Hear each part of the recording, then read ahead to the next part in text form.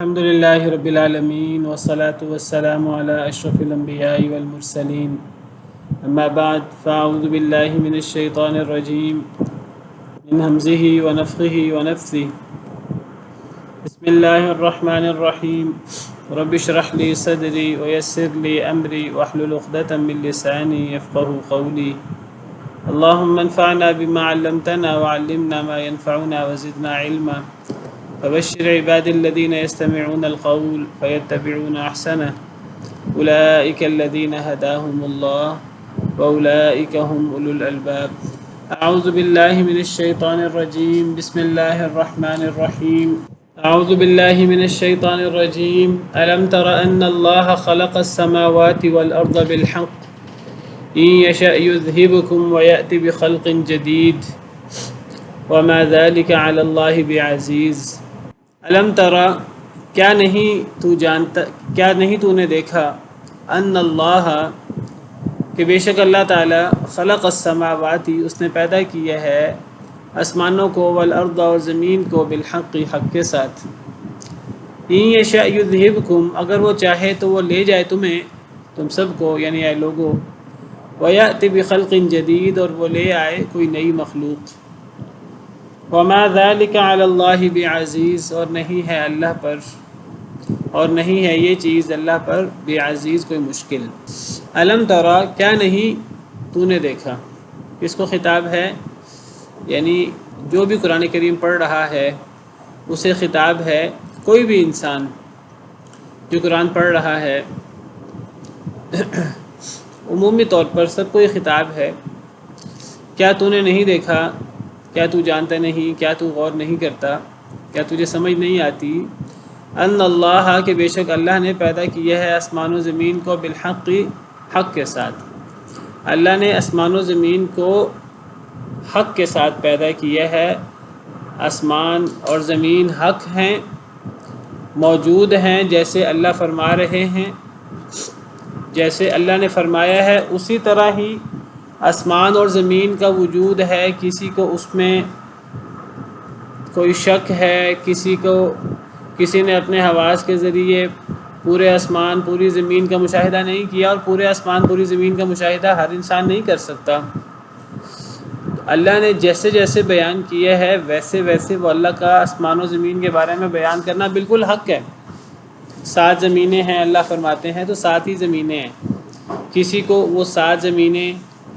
اس کے بارے میں علم حاصل ہو گیا یا کسی نے اس کا ادراک کیا یا نہیں کیا کوئی کر سکا یا نہیں کر سکا اللہ نے 7 آسمان بنائے ہیں تو اللہ نے آسمان و زمین کو حق کے ساتھ پیدا کیا ہے یہ حق ہے سب کچھ جیسے اللہ نے فرمایا ہے ویسے ہی ہے اس میں کوئی بھی بات خلاف واقعہ نہیں ہے کوئی بھی بات غلط نہیں ہے غلط ہو نہیں سکتی جب اللہ نے فرمایا ہے تو اللہ کی ہر بات سچی ہے ومن اصدق من اللہ حدیثا بات میں اللہ سے سچا کون ہو سکتا ہے حق کا معنی یہ بھی ہو سکتا ہے مقصد کے ساتھ کیا تو نے نہیں دیکھا اے غور کرنے والے اے قرآن کے مخاطب کہ اللہ تعالیٰ نے پیدا کیا ہے آسمانوں اور زمین کو بالحق حق کے ساتھ یعنی با مقصد اللہ نے آسمان و زمین کو بے مقصد فضول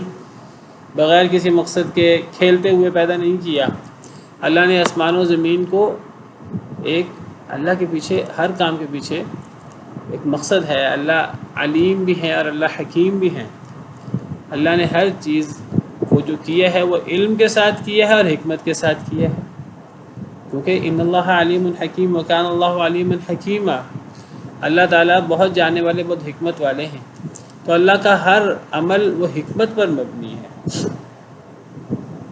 اللہ کی کوئی بات جھوٹی نہیں ہے اور اللہ کی کوئی بات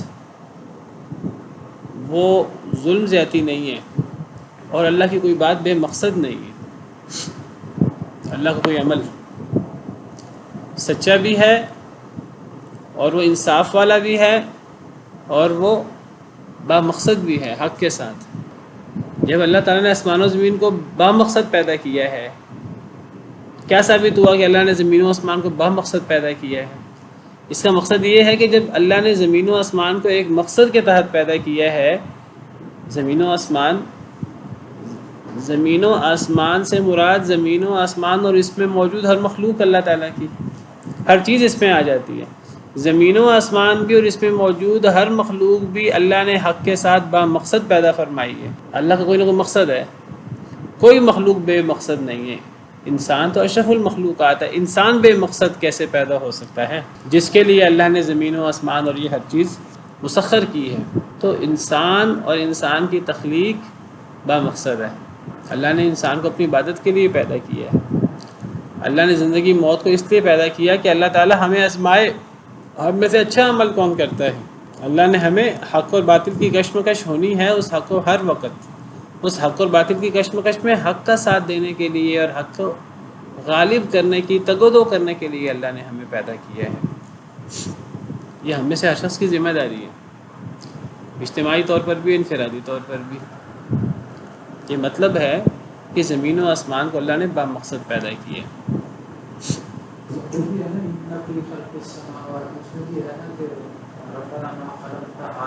باطلاً، اللہ نے یہ چیزیں باطل نہیں بنائی۔ اسی طرح وما خلقنا السماء والارض وما بینہما لاعبین، اللہ فرماتے ہیں ہم نے زمین و آسمان اور ان کے درمیان ہر جو چیز ہے، ہر مخلوق ہے، ہم نے اسے کھیلتے ہوئے نہیں بنایا۔ کھیل نہیں ہے یہ کوئی اللہ کی طرف سے، تو ہر چیز با مقصد ہے۔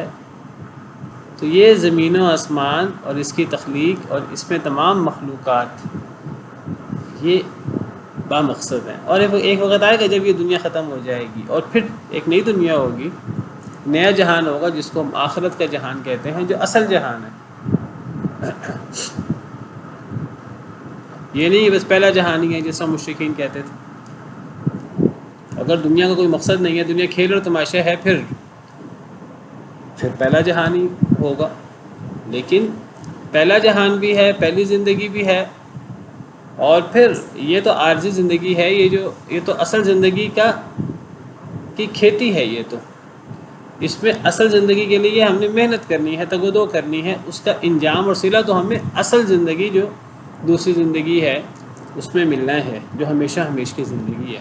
جب اللہ تعالیٰ فرماتے ہیں کہ میں نے زمین و آسمان کو با مقصد بنایا ہے، حق کے ساتھ بنایا ہے، تو اس سے ایک تو ان لوگوں کا رد ہوتا ہے جو کہتے ہیں کہ کوئی مقصد نہیں ہے زمین و آسمان کا، یا ہم انسانوں کی تخلیق کا کوئی مقصد نہیں ہے، ہم خود بخود بھی پیدا ہو گئے ہیں، ہمیں کسی رب نے پیدا نہیں کیا۔ ڈارون تھیوری اور جو انسان خود بخود وجود میں آ گیا ہے، اور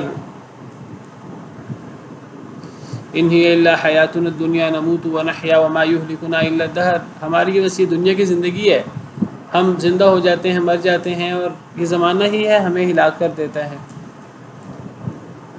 تو ایک تو وہ لوگ جو کہتے ہیں دنیا کا کوئی مقصد نہیں ہے، ایک تو ان کا رد ہے۔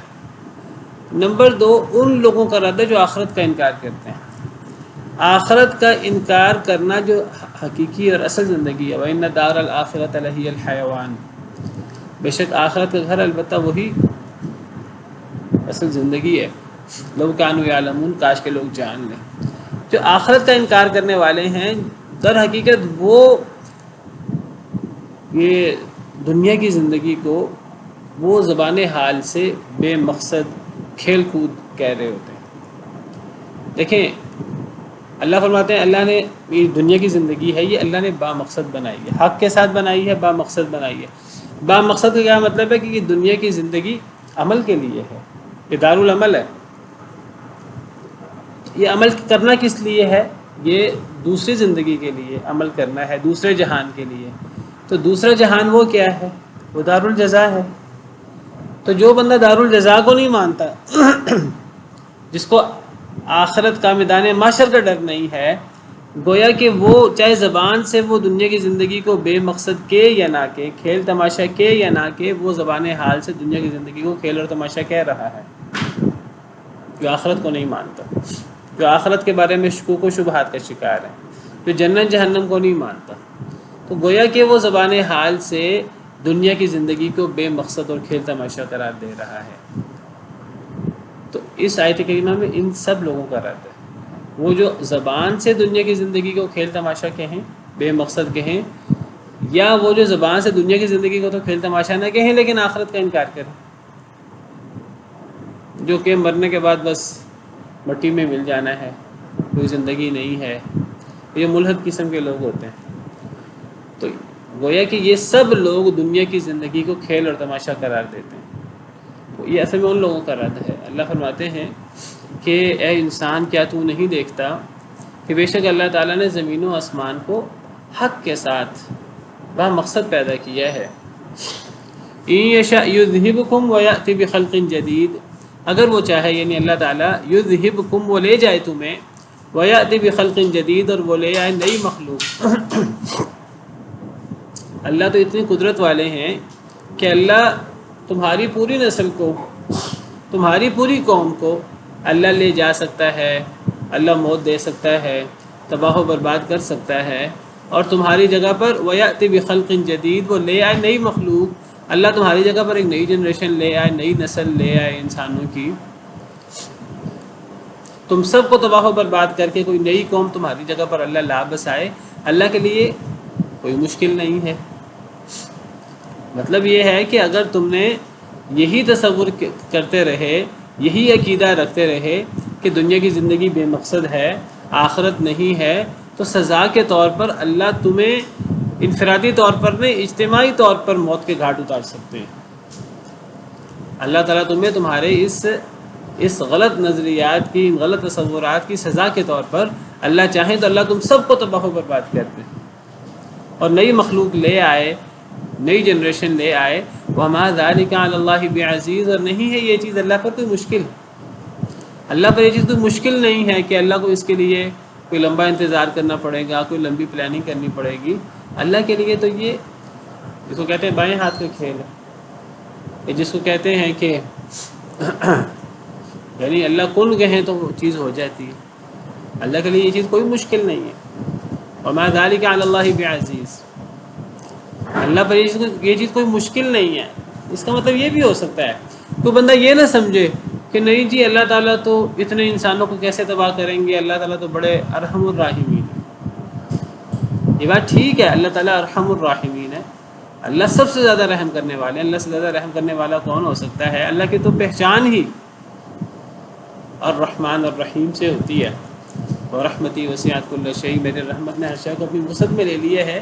اللہ کی پہچان رحم کے ساتھ ہے، یہ بات ٹھیک ہے، لیکن اللہ کی صفت رحم کا مطلب یہ نہیں ہے کہ اللہ ظالموں کو اور اپنے ساتھ لڑائی کرنے والوں کو اور اپنے ساتھ مقابلہ کرنے والوں کو اللہ تعالیٰ سزا ہی نہیں دے سکتے۔ صفت رحمان کا مطلب یہ نہیں ہے، اللہ کی صفت رحمان کا مطلب یہ نہیں کہ اللہ تعالیٰ اب اتنے رحیم ہیں کہ اللہ تعالیٰ کسی کو وہ اللہ سے دشمنی بھی کرے تو اللہ پھر بھی سزا نہیں دے گی کیونکہ اللہ ارحم الراحمین ہے، کیونکہ اللہ رحمان الرحیم ہے۔ نہیں، جب اللہ سزا دینے پہ آئے، جب کوئی اللہ کے ساتھ مقابلہ کرے اور اللہ سزا دینے پہ آئے تو اللہ سزا دیتے ہیں، اور پھر اللہ تعالیٰ بالکل بھی رحم نہیں کرتے، کیونکہ اللہ کی صفت رحمت ان لوگوں کے لیے ہے جو اللہ کی رحمت کے طالب ہوتے ہیں، جو اللہ پر ایمان لاتے ہیں، جو اللہ کے سامنے گڑ گڑاتے رہتے ہیں۔ تو اللہ کی صفت رحمت ان لوگوں کے لیے ہے۔ اللہ کے ارحم الراحمین ہونے کا مطلب، اللہ کا ماؤں سے بھی زیادہ محبت کرنے کا مطلب یہ نہیں ہے کہ اللہ پکڑ نہیں کریں گے۔ اللہ جب پکڑ کرنے پہ آئے تو اللہ پوری کی پوری انسانیت کو تباہ کرنا چاہے اللہ کر دے، اللہ کے لیے کوئی مشکل نہیں ہے۔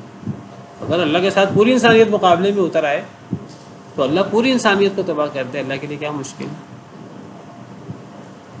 اگر پوری قوم اللہ کے بالمقابل آ جائے، اللہ پوری قوم کو تباہ کر دے، پوری جنریشن کو اللہ تباہ کر دے، اللہ پوری نئی جنریشن لے آئے، نئی قوم لے آئے، اللہ پر یہ چیز کوئی مشکل نہیں ہے۔ نہ اللہ کے لیے اسے عمل میں لانا کوئی مشکل ہے، اور نہ ہی جو بندہ یہ سمجھے کہ اللہ تعالیٰ تو یہ کر ہی نہیں سکتے۔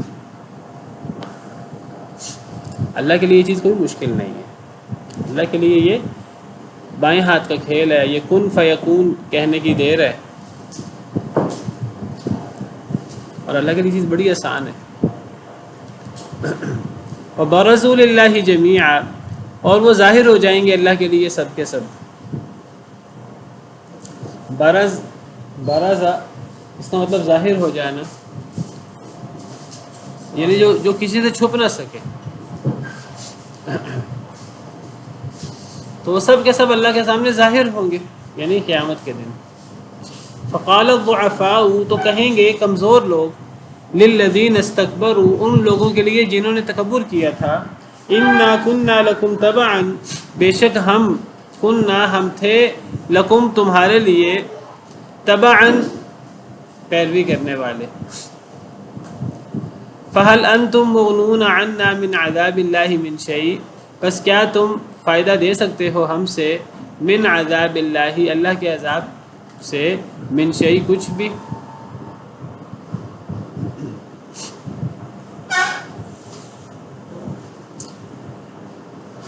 قالوا لو ہدانا اللہ لہدیناکم، وہ کہیں گے اگر ہدایت دے دیتا ہمیں اللہ تعالیٰ، لہدیناکم، البتہ ہم بھی تمہیں ہدایت دے دیتے، سواء علینا، برابر ہے ہم پر، اجزعنا، کہ ہم جزا فضا کریں، ہم صبرنا، یا ہم صبر کریں، ما لنا من محیص، نہیں ہے ہمارے لیے کوئی بھاگنے کی جگہ۔ وبرزوا للہ جمیعا، وہ ظاہر ہو جائیں گے سب اللہ کے لیے، سب کے سب، قیامت کے دن سب اللہ کے سامنے ظاہر ہوں گے۔ قیامت کے دن یعنی میدان محشر میں، کوئی بندہ یہ نہ سمجھے کہ میدان محشر میں تو پوری دنیا کے لوگ، حضرت آدم سے لے کر قیامت تک آنے والے لوگ، اس وقت دیکھیں دنیا میں 7 ارب کے اس سے بھی زیادہ لوگ ہیں، اور آبادی بڑھتی جا رہی ہے، 10 ارب دنیا کی آبادی ہو جائے بیک وقت، 20 ارب ہو جائے، اللہ کو پتہ ہے۔ یہ تو یعنی ایک دفعہ کی آبادی ہے۔ سیدنا آدم علیہ السلام سے لے کر قیامت تک آنے والے لوگوں کو شمار کرنا چاہیں تو وہ کتنے کھرب ہیں اور کتنے ٹریلینز ہیں، اور وہ ہماری گنتی ختم ہو جائے تو وہ کتنے ہیں۔ سب نے قیامت کے دن اکٹھے ہونا ہے، جو پہلے مرے وہ بھی، جو بعد میں مرے وہ بھی، ایک زمانے کے لوگ بھی اور پچھلے بھی اور بعد والے بھی، اللہ نے سب کو اکٹھا کر لینا ہے، سیدنا آدم سے لے کر قیامت تک آنے والوں کو، اور صرف انسانوں کو نہیں، جنوں کو بھی اور دیگر مخلوقات کو بھی اللہ نے سب کو اکٹھا کر لینا ہے۔ تو کسی بندے کو یہ مغالطہ نہ ہو کہ اتنے کھرب کتنے لوگ ہیں، اللہ کو پتہ ہے، ان میں پتہ نہیں اللہ کو میری یاد بھی ہوگی کہ نہیں ہوگی، میرا پتہ بھی ہوگا کہ نہیں ہوگا، میں کہیں چھپا سکوں گا، میں کسی کو یاد بھی ہوں گا کہ نہیں ہوں گا۔ اللہ فرماتے ہیں ایسی کوئی بات نہیں۔ پہلی بات ہے میدان معاشر میں کوئی کونا کھدرا، کوئی چھپنے کی جگہ ہے نہیں۔ نمبر 2، اللہ سے کون چھپ سکتا ہے؟ اللہ سے کوئی نہیں چھپ سکتا۔ لقد احصاهم وعدهم عدا، اللہ نے تو انہیں شمار کر رکھا ہے، اللہ نے تو انہیں گن رکھا ہے ایک ایک آدمی کو۔ وکلہم آتیہ یوم القیامت فردا، ہر بندہ اللہ کے پاس اکیلے آئے گا، ایسے آئے گا جیسے انسان دنیا میں آتا ہے اکیلے، تو خالی ہاتھ آتا ہے، اسی طرح انسان قیامت کے دن اکیلے آئے گا۔ وَلَقَدْ جِئْتُمُونَا فُرَادَىٰ كَمَا خَلَقْنَاكُمْ أَوَّلَ مَرَّةٍ، تم ہمارے پاس ایسے اکیلے آؤ گے جس طرح ہم نے تمہیں دنیا میں پہلی دفعہ پیدا کیا۔ تو اللہ نے ہر انسان کو شمار کر رکھا ہے، ہر انسان کو گن رکھا ہے، ہر بندہ اکیلے آئے گا، اور ہر بندہ آئے گا، کوئی بندہ بچ نہیں سکے گا، ہر بندہ آئے گا، ہر بندہ قیامت کے دن حاضر ہوگا، اور سب کے سب لوگ اللہ کے سامنے ظاہر ہوں گے۔ کوئی کہیں کسی کونے خدرے میں چھپ نہیں سکے گا، کوئی کسی کا سہارا نہیں لے سکے گا، کوئی کسی کی اوٹ میں نہیں ہو سکے گا اللہ سے بچ کر، سب اللہ کے لیے ظاہر ہوں گے، کوئی چھپ نہیں سکے گا۔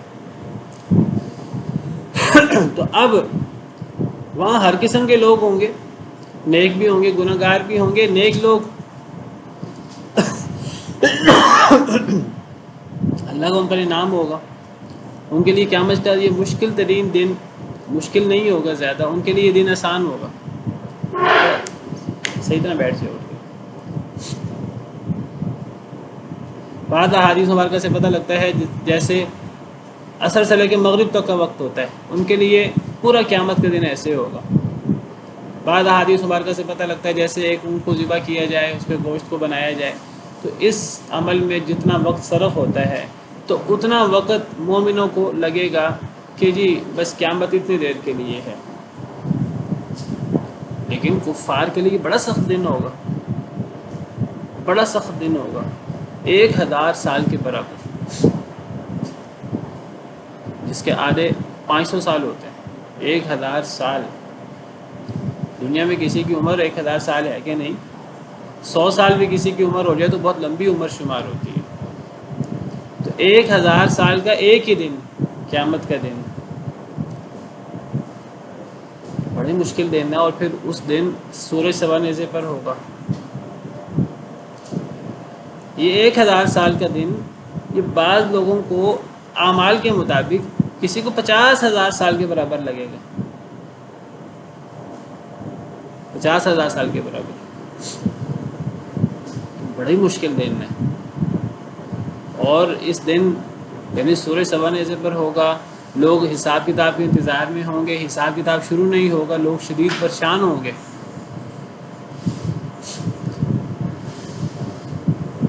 تو اب اس وقت لوگوں کو اپنی اپنی پڑی ہوگی، تو اس وقت یہ یا تو میدان معاشر کی بات ہے یا پھر یہ جہنم کی بات ہے، بہرحال دونوں جگہ یہ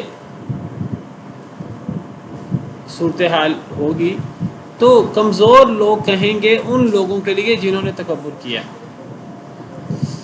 یہ برے لوگوں کی بات ہو رہی ہے۔ برے لوگوں میں 2 قسم کے لوگ ہوں گے، ایک وہ لوگ ہوں گے جو متکبر قسم کے لوگ ہوں گے، اور ایک وہ لوگ ہوں گے جو کمزور ہوں گے۔ متکبر لوگوں سے کیا مراد ہے؟ متکبر لوگوں سے مراد استکبروا، اس سے مراد وہ لوگ ہیں جو مال و دولت والے تھے، اقتدار والے تھے، اور دنیا میں زیادہ تر جن لوگوں کے پاس مال و دولت رہی، اختیار رہا، اور انہوں نے اس مال و دولت کا اور اختیار کا ناجائز استعمال کیا، تو ان لوگوں نے کیا کیا؟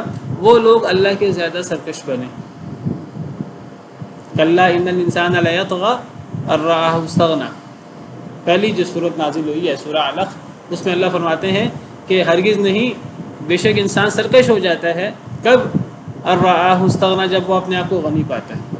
عام طور پہ انسان کا طریقہ کار کیا ہے؟ الا ماشاء اللہ، کئی لوگ اس سے مستثنا ہیں، سیدنا سلیمان علیہ السلام، سیدنا داؤد علیہ السلام، نیک لوگ، وہ مالدار بھی ہوں تو عاجز ہوتے ہیں، اللہ کے عبادت گزار ہوتے ہیں، اللہ کے احکامات کے مطابق زندگی گزارتے ہیں، لیکن زیادہ تر لوگ مالدار اقتدار والے، وہ لوگ کیا کرتے ہیں؟ وہ لوگ اسلام کی مخالفت میں زیادہ پیش ہوتے ہیں، وہ زیادہ سرکش ہو جاتے ہیں۔ وہ صرف خود یہ کہ اسلام قبول نہیں کرتے، بلکہ وہ دوسروں کے اسلام قبول کرنے کے راستے میں رکاوٹ بھی بنتے ہیں۔ یعنی صرف یہ نہیں کہ خود اسلام قبول نہ کریں، بلکہ وصدوا عن سبیل اللہ، لوگوں کو بھی اللہ کے راستے سے روکتے ہیں۔ تو ایسے لوگوں کو یہاں للذین استکبروا کہا گیا ہے، وہ لوگ جنہوں نے تکبر کیا۔ اور دوسرے قسم کے لوگ، یہ دونوں لوگ گناہ گار اور اللہ کے نافرمان ہیں۔ دوسرے لوگ ہیں کمزور لوگ۔ کمزور لوگ کون ہیں؟ یہ کمزور لوگ وہ ہیں جو دنیا میں، جن کے پاس زیادہ مال نہیں تھا، اقتدار وغیرہ نہیں تھا، لیکن وہ مالداروں کی الٹی سیدھی حمایت کرتے تھے اور مالداروں کا ساتھ دینے کی کوشش کرتے تھے تاکہ مالداروں سے انہیں دنیا کا فائدہ ہو جائے۔ وہ ان کے غلام ہوتے تھے، یا وہ ان کے حاشیہ بردار ہوتے تھے، ان کے ورکرز ہوتے تھے، ان کی ٹیم کا حصہ ہوتے تھے، ان کے نوکر چاکر ہوتے تھے، ان کے جتھے کا حصہ ہوتے تھے۔ وہ مالدار لوگوں کی، سرداروں کی حمایت کرتے تھے تاکہ ہمیں سرداروں کا ساتھ ہمیں ملے، ہمیں ان کی خوشنودی حاصل ہو۔ تو وہ اپنے سرداروں اور اپنے مالداروں اور اپنے بڑوں کی خوشنودی کے لیے ہر الٹا کام بھی کرتے تھے۔ اگر کبھی نبی یا کسی نیک آدمی یا اصلاح کرنے والے کی دعوت کے نتیجے میں کسی کمزور شخص کے دل میں آیا بھی کہ وہ اسلام قبول کرے، لیکن دوسری طرف مالدار نے کہہ دیا، سردار نے کہہ دیا نہیں تم نے اسلام قبول نہیں کرنا، تو اس نے مالدار کی خوشنودی کے لیے اسلام قبول نہ کیا، تو ایسے لوگ ہیں جو الضعفاء میں شامل ہیں۔ الضعفاء سے مراد وہ لوگ جنہوں نے اپنی مرضی سے اسلام قبول نہیں کیا یا ان کی اپنی مرضی تھی نہیں تھی، ان کی ساری تگ و دو اور ان کی ساری توجہ اپنے سرداروں کی خوشنودی کی طرف تھی، تو یہ کمزور لوگ۔ تو اللہ تعالیٰ اب یہ مالداروں اور کمزوروں کا آپس کا مکالمہ، آپس کا ڈائیلاگ جو وہاں ہوگا میدان معاشر میں یا جہنم میں، اللہ وہ ذکر کر رہے ہیں۔ ان دونوں کا قیامت کے دن ایک جیسا حال ہوگا، یہ دونوں قیامت کے دن ایک جیسی صورتحال سے دو چار ہوں گے۔ جو عذاب، اصل عذاب تو مالداروں کو، اور اصل عذاب تو جو کفر کرنے میں اور اللہ کے نافرمانی کرنے میں پیش ہیں، زیادہ عذاب تو انہی کو ہوگا اور اثر انہی کو ہی ہوگا۔ لیکن اللہ فرماتے ہیں کہ جو کمزور لوگ ہیں، جن کی اپنی کوئی رائے تھی یا نہیں تھی، لیکن وہ دنیاوی مفادات کے لیے سرداروں کے ساتھ اور مالداروں کے ساتھ لگے رہے اور ان کی حمایت کرتے رہے، ان کا انجام ایک ہی ہوگا قیامت کے دن۔ اب جب ان کا انجام ایک ہی ہوگا تو اب قیامت کے دن میدان معاشر میں یا جہنم میں پانی لے آتا ہے، یہ ٹھنڈا نہیں، تو اس وقت متکبر لوگ اور ان کی پیروی کرنے والے لوگ، کمزور لوگ، تو کمزور کہیں گے متکبر لوگوں سے، کیا کہیں گے؟ اِنَّا كُنَّا لَكُمْ تَبَعًا، کہ بے شک ہم تمہارے تابع فرما تھے، ہماری اپنی سوچ نہیں تھی، ہم نے زیادہ غور ہی نہیں کیا، تم لوگ ایک رائے قائم کرتے تھے، ایک پروگرام بناتے تھے، ایک پلان کرتے تھے، ہم آنکھیں بند کر کے تمہارے پروگرام پر چل جاتے تھے اور تم ہمیں اس کا فائدہ دیتے تھے، پیسے دیتے تھے، تنخواہیں دیتے تھے، یہ جو بھی دیتے تھے۔ تو ہم دنیا میں اگر ہم نے کفر کیا ہے، اگر ہم ایمان نہیں لائے، تو اس میں ہماری ذاتی کوئی رائے کا عمل دخل نہیں تھا، ہم تو اندھادھند تمہارے پیچھے چل رہے تھے۔ اِنَّا كُنَّا لَكُمْ تَبَعًا، ہم تو تمہارے پیچھے تھے، تمہارے تابع تھے۔ فَهَلْ أَنْتُمْ مُغْنُونَ عَنَّا مِنْ عَذَابِ اللَّهِ مِنْ شَيْءٍ، پس کیا تم فائدہ پہنچا سکتے ہو، کفایت کر سکتے ہو ہم سے، یعنی آج کے دن من عذاب اللہ من شیء، اللہ کے عذاب سے کچھ بھی؟ اب آج تم ہمیں اللہ کے عذاب سے بچا لو، ہماری اپنی تو رائے نہیں تھی، ہم تو تمہاری وجہ سے گمراہ ہوئے، جب ہم تمہاری وجہ سے گمراہ ہوئے تو تم ہمیں بچا لو اور ہمیں عذاب کا شکار نہ ہونے دو، ہمارے حصے کا عذاب بھی تم لے لو۔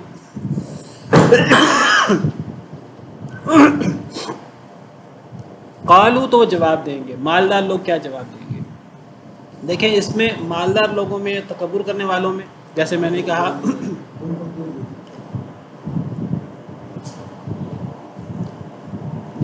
اس میں مالدار لوگ بھی شامل ہیں، جو لوگوں کو پیسے کا لالچ دے کر اپنے ساتھ ہر غلط کام میں شریک کر لیتے ہیں۔ اس میں وہ لوگ بھی شامل ہیں جو عہدے دار ہیں، بادشاہ ہیں، وزیر ہیں، یا ان کے پاس کوئی عہدہ ہے، وہ لوگ بھی شامل ہیں۔ اس میں وہ لوگ بھی شامل ہیں جو کمپنیوں وغیرہ کے مالک ہوں اور ساتھ ان کے ورکر ہیں، تو جو مالک ہیں وہ اپنے ورکرز کو کہیں جو ہم غلط سلط کر رہے ہیں تم نے بھی یہی کام کرنا ہے، اور ورکرز آنکھیں بند کر کے غلط سلط کام کریں۔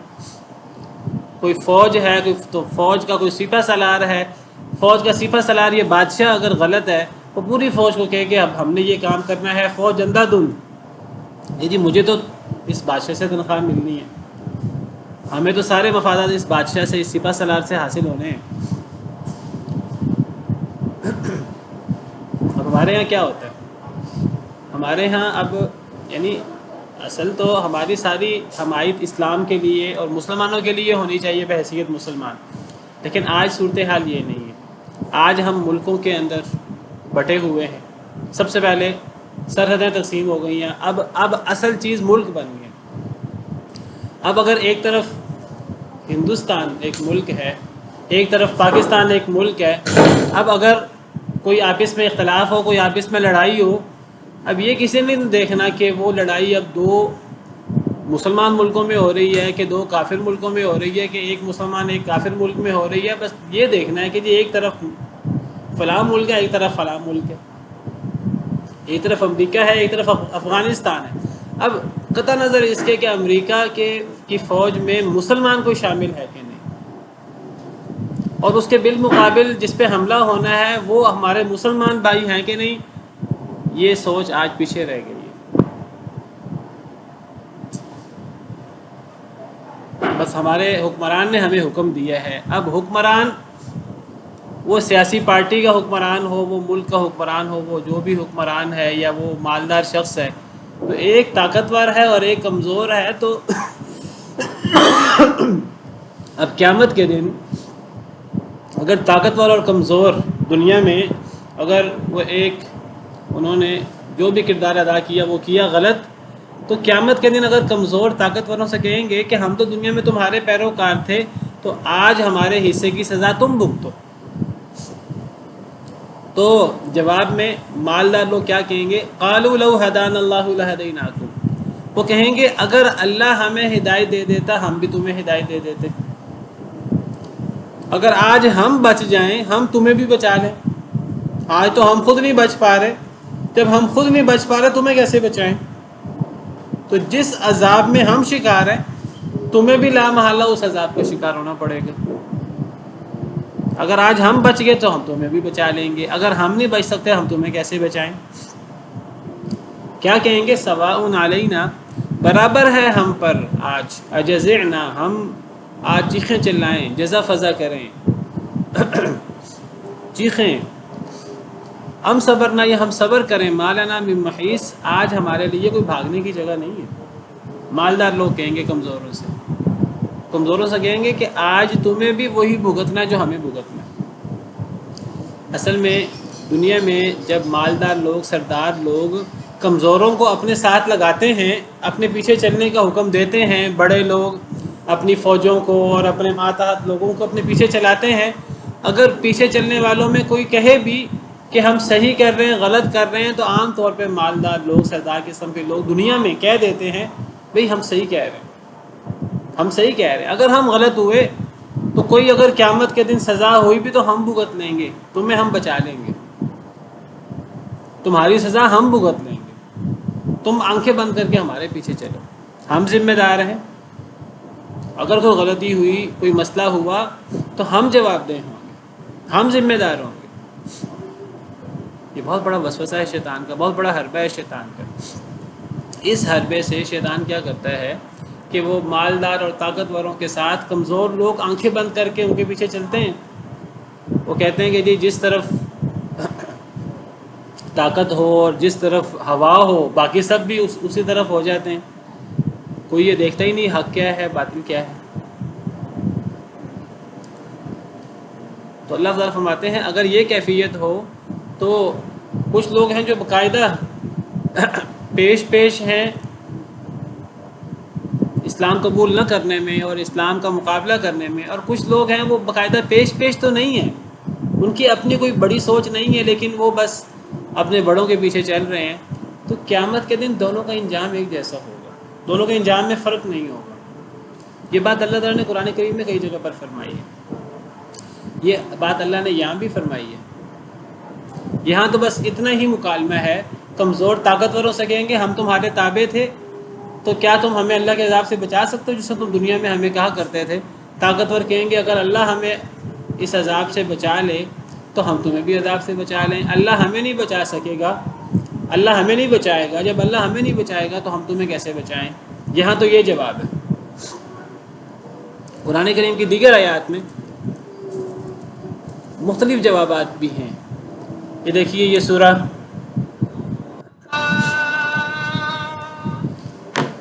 احزاب کی آیت ہے. اللہ تعالیٰ فرماتے ہیں یوم تقلب وجوہہم فی النار، سورہ احزاب آیت نمبر 66، کہ قیامت کے دن الٹ پلٹ کیے جائیں گے ان کے چہرے کے آگ میں. اب یہ اب یہ جہنم کی بات ہے. اب جہنم کے اندر جہنمی جہنم میں موجود ہیں، اور وہ کبھی جہنم کے نیچے اور جہنم کے اوپر، کبھی غوطے کھا رہے ہیں، کبھی کیا، وہ جہنم کی آگ میں جل رہے ہیں، اللہ معاف کرے.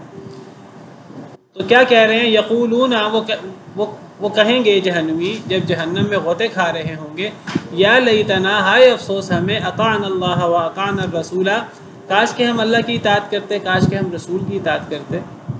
وقالو، اور وہ کہیں گے، ربنا، اے ہمارے رب، انا اطعنا سادتنا، بے شک ہم نے اطاعت کی اپنے سرداروں کی۔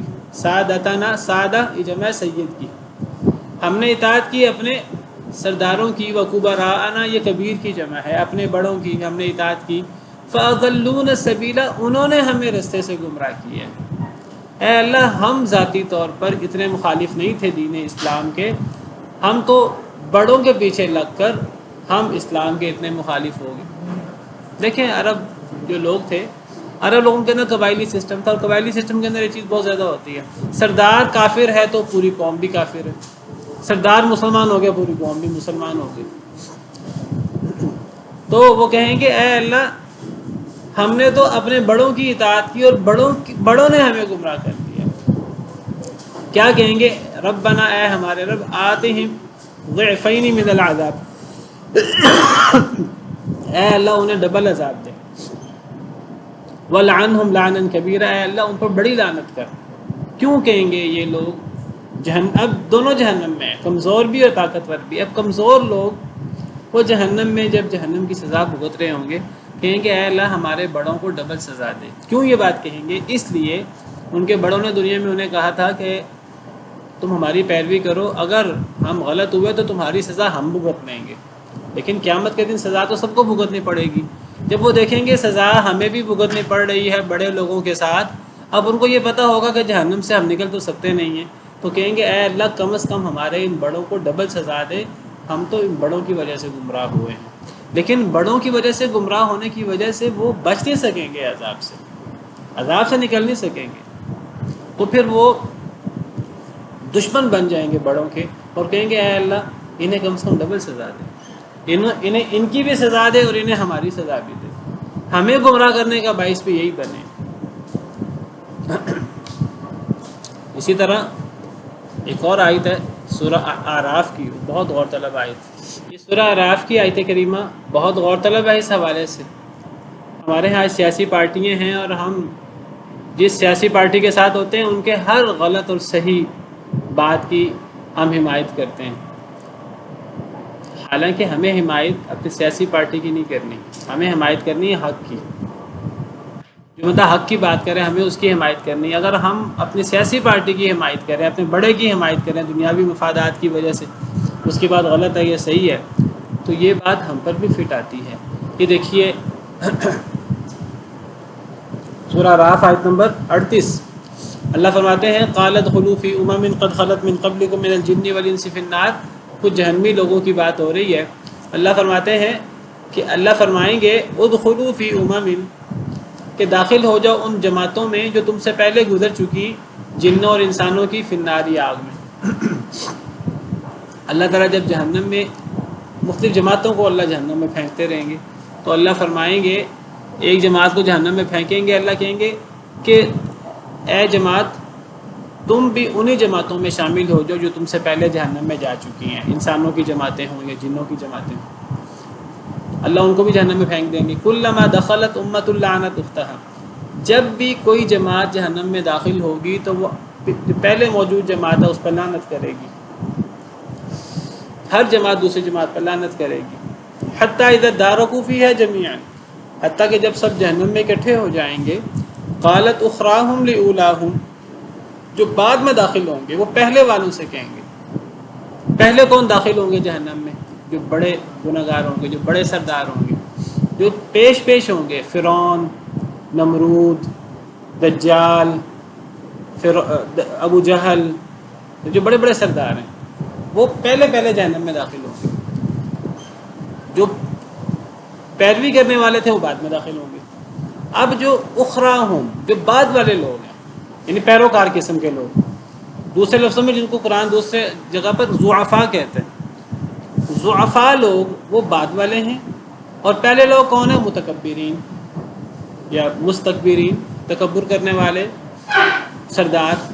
تو بعد والے پہلوں سے کہیں، پہلوں والوں کے بارے میں کہیں گے ربنا، اے ہمارے رب، ہؤلاء یضلون، جو بعد میں داخل ہوں گے پیروکار، وہ پہلے یعنی بڑے بڑے سرداروں کے بارے میں کہیں گے کہ پہلے سے جہنم میں موجود ہوں گے، ہر ایک دوسرے پہ لعنت کر رہا ہوگا۔ اب وہ بعد والے پہلو والوں کے بارے میں کہیں گے اور اللہ سے بد دعا کریں گے، اے اللہ ہمیں ان پہلوں نے گمراہ کیا، ہماری تو کچھ سوچ ہی نہیں تھی، ہم نے تو زیادہ غور ہی نہیں کیا، ہم تو ان کی وجہ سے گمراہ ہو گئے، انہوں نے ہمیں گمراہ کر دیا۔ فآتہم عذابا ضعفا من النار، اے اللہ انہیں ڈبل عذاب دے، انہیں ان کا اپنا عذاب بھی دے اور ہمارا عذاب بھی انہیں دے۔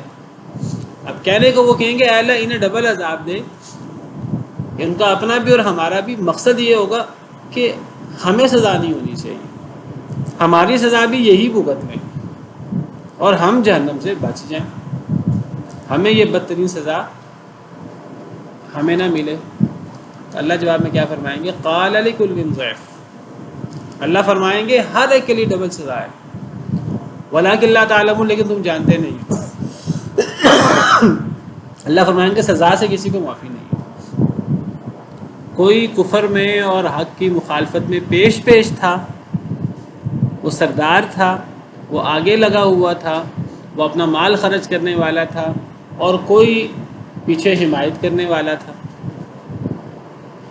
تالیاں بجانے والا تھا،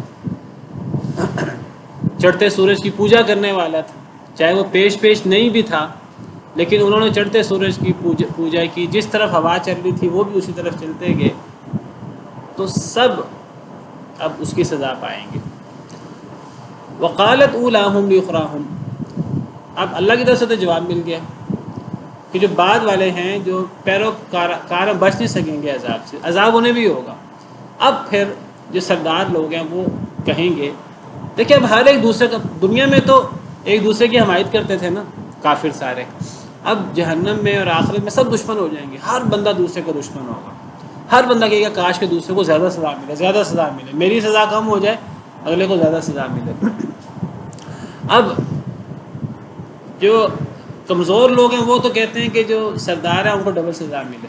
اب جو سردار ہیں وہ کیا کہیں گے؟ وقالت اولاہم، کہیں گے پہلے لوگ جو جہنم میں پہلے سے موجود ہوں گے، یعنی سردار لوگ، وہ کہیں گے لیخراہم، بعد والوں سے یعنی کمزور لوگوں سے، پیروی کرنے والوں سے کہیں گے فما کان لکم علینا من فضل، تمہاری ہم پر کیا فضیلت ہے، تم اتنے نیک کیوں بن رہے ہو، تم ہم سے زیادہ افضل ہو گئے ہو کہ ہم بہت برے ہیں اور تم ہمارے مقابلے میں اچھے ہو، تمہیں کم سزا ملے ہمیں زیادہ سزا ملے۔ پچھلی آیت میں یہی ہے نا، اے اللہ انہیں ڈبل سزا دے، اللہ کہیں گے سزا سب کی ڈبل۔ اب مالدار لوگ کہیں گے کمزوروں سے کہ تمہاری ہم پر کیا فضیلت ہے، تمہیں سزا کم کیوں ملے، ہمیں سزا زیادہ کیوں ملے۔ فذوقوا العذاب، چکھو عذاب بما کنتم تکسبون، اپنے اعمال کی سزا۔ یعنی اب مالدار کمزوروں سے کہیں گے کہ بھئی تم نے بھی تو کفر کیا ہے، چاہے ہمارے پیچھے لگ کر ہی کیا ہے، تم نے ہم سے مفاد لیا ہے اس کا، تو آج تم سزا سے کیوں بچو، تمہاری سزا کم کیوں ہو، تم بھی ہماری طرح پوری سزا بھگتو۔ یہ بالکل وہی انداز ہے، آپ ذرا غور کریں، یہ ہے شیطان کا وسوسہ بہت بڑا۔ شیطان دنیا میں کیا ہمیں ورغلاتا ہے؟ شیطان ورغلاتا یہ ہے کہ تم کفر کرو، تم غلط کام کرو، یہ غلط کام ہے ہی نہیں، اگر یہ غلط ہوا اس کی سزا میں بھگت لوں گا، اگر یہ غلط ہوا۔ شیطان سب سے پہلے انسان کے دل میں یہ بات ڈالتا ہے۔ دیکھیے شیطان نے حضرت آدم کے دل میں کیا بات ڈالی، جب وسوسہ ڈالا، ان کو یہ نہیں کہا کہ آپ اللہ کی نافرمانی کریں گے، ان کو یہ کہا کہ آپ درخت کا پھل کھا لیں آپ فرشتے بن جائیں گے، آپ ہمیشہ کے لیے امر ہو جائیں گے، آپ ہمیشہ جنت میں رہیں گے۔ جھوٹی قسمیں کھائیں انہیں دھوکہ دیا شیطان نے۔ شیطان کا یہی کام ہے، وہ کیا کرتا ہے، وہ لوگوں کو گناہ کرنے کی ترغیب دیتا ہے، اور گناہ کرنے کی ترغیب دیتے ہوئے کہتا ہے تم غلط کام نہیں کر رہے، لیکن دیکھیے ہر انسان کے دل میں ضمیر ہوتا ہے، وسوسہ ضمیر بولتا ہے، جب انسان کے دل سے ضمیر کہتا ہے کہ بھی غلط ہے، وہ کہتا ہے کہ یہ غلط ہے، تو شیطان آگے سے کہتا ہے اگر یہ غلط ہے تو میں ذمہ دار ہوں اس کا، اس کی سزا میں بھگتوں گا۔ یہی کام بڑے بڑے کفار کرتے ہیں، یہی کام فرعون، دجال، نمرود، شداد، وہ سارے یہی کام کرتے ہیں۔ وہ عوام کو اپنے ساتھ ملا لیتے ہیں اپنے اقتدار اور مال و دولت کی بنا پر، اور عوام کو کیا کہتے ہیں، فرعون کیا کہتا تھا اپنی قوم سے، اللہ نے قرآن میں ذکر کیا کہ فرعون کہتا تھا اپنی قوم سے، میں آپ کو فرعون کے الفاظ دکھا دیتا ہوں، ہمیشہ کفر اور باطل کہتے ہیں، ہم حق پر ہیں، میری پیروی کرو، میں تمہیں حق پہ چلا دوں گا۔ اور فرعون کیا کہا کرتا تھا؟ حضرت موسیٰ باطل پر ہیں، حضرت موسیٰ تو فساد کرنے والے ہیں، فرعون یہ کہا کرتا تھا، حالانکہ سب سے بڑا فسادی فرعون خود تھا۔ اب آپ دیکھیے قرآن میں، قال فرعون ما اریکم الا ما ارى وما اهدیکم الا سبیل الرشاد، یہ سورہ مومن جس کو سورہ غافر بھی کہتے ہیں، اس کی آیت نمبر 29 ہے۔ فرعون نے کہا اپنی قوم سے، ما اریکم الا ما ارى، میں تمہیں وہی دکھاتا ہوں جو میں خود دیکھتا ہوں، وما اهدیکم الا سبیل الرشاد، اور وہ اپنی قوم سے کہتا ہے نہیں میں تمہیں ہدایت دیتا مگر سیدھے راستے کی۔ فرعون اپنی قوم سے کہتا تھا میں سیدھے راستے پر ہوں، میں حق پر ہوں، اور میں تمہیں سیدھے راستے کی بات کرتا ہوں۔ اور فرعون کیا کہتا تھا یہ دیکھیے ذرا، یہ آیت نمبر 26 دیکھیں، وقال فرعون ذروني اقتل موسى وليدع ربه اني اخاف ان يبدل دينكم او ان يظهر في الارض الفساد۔ فرعون کہتا تھا اپنی قوم سے مجھے چھوڑ دو، میں موسیٰ کو قتل کر دوں، موسیٰ کو اپنے رب کو چھوڑ دینا چاہیے، مجھے ڈر ہے کہ تمہارا وہ دین بدل نہ دے موسیٰ، مجھے ڈر ہے کہ وہ زمین میں فساد نہ پھیلائے۔ کون کہتا تھا؟ فرعون۔ فرعون کہتا تھا کہ حضرت موسیٰ علیہ السلام تمہارا دین بگاڑنے آئے ہیں، حالانکہ حضرت موسیٰ علیہ السلام تو اصلاح کرنے کے لیے آئے تھے۔ فرعون کہتا تھا ہم حق پر ہیں، اپنی قوم کو وغلاتا تھا، حالانکہ حضرت موسیٰ وہ ہیں جنہوں نے فرعون کے دربار میں علی وجہ البصیرت انہوں نے معجزہ پیش کیا اللہ کا، انہوں نے کہا میں اللہ کا نبی ہوں۔ فرعون نے کہا کیا دلیل ہے؟ حضرت موسیٰ نے عصا اللہ کا معجزہ پیش کیا، عصا ڈالا وہ سام بن گیا، اب لوگ سب حیران و ششدر رہ گئے۔ فرعون نے ورغلایا انہیں، نہیں یہ تو جادو ہے۔ فرعون نے کہا کہ جادوگر اکٹھے کرو، سارے جادوگر اکٹھے کیے گئے، ان سارے جادوگروں کے سامنے اللہ نے حضرت موسیٰ علیہ السلام کو غلبہ دیا، وہ سارے جادوگر حضرت اللہ کے لیے سجدے میں گر گئے۔ پھر فرعون نے سارے جادوگروں کو کہا یہ تو حضرت موسیٰ کے ساتھی ہیں، یہ تو حضرت موسیٰ تو ان کا بھی استاد ہے، اور اس نے سارے جادوگروں کو قتل کروا دیا۔ اور پھر وہ حضرت موسیٰ کی مخالفت کرتا رہا، اپنے قوم کو ورغلاتا رہا، اور قوم والے فرعون کی بادشاہت کے چکر میں اور فرعون ہم پہ ظلم زیادتی نہ کرے اس چکر میں فرعون کی پیروی کرتے رہے، آنکھیں بند کر کے، اپنا ذہن استعمال کیے بغیر۔ تو ہمیشہ اس قسم کے لوگ لوگوں کو کیا ورغلاتے ہیں کہ تم ہماری پیروی کرو، ہم صحیح ہیں، اگر ہم غلط ہوئے تو تمہاری سزا ہم بھگت لیں گے۔ لیکن قیامت کے دن کیا ہوتا ہے؟ قیامت کے دن یہ ساری باتیں ختم ہو جاتی ہیں۔ قیامت کے دن تابع دار کہیں گے پیروی کرنے والے متکبر لوگوں سے تم آج ہماری جگہ سزا بھگتو، وہ کہیں گے ہم سزا نہیں بھگت سکتے، تمہیں اپنی سزا خود بھگتنی ہے۔ اور چلیں باقی انشاءاللہ کل تو نہ ہمیں خود پیش ہو کر اسلام کی مخالفت کرنی ہے، نہ ہمیں اندھا دھند پیروی کرنی ہے دوسروں کی۔ سبحان ربک رب العزت عما یصفون وسلام علی المرسلین والحمد للہ رب العالمین۔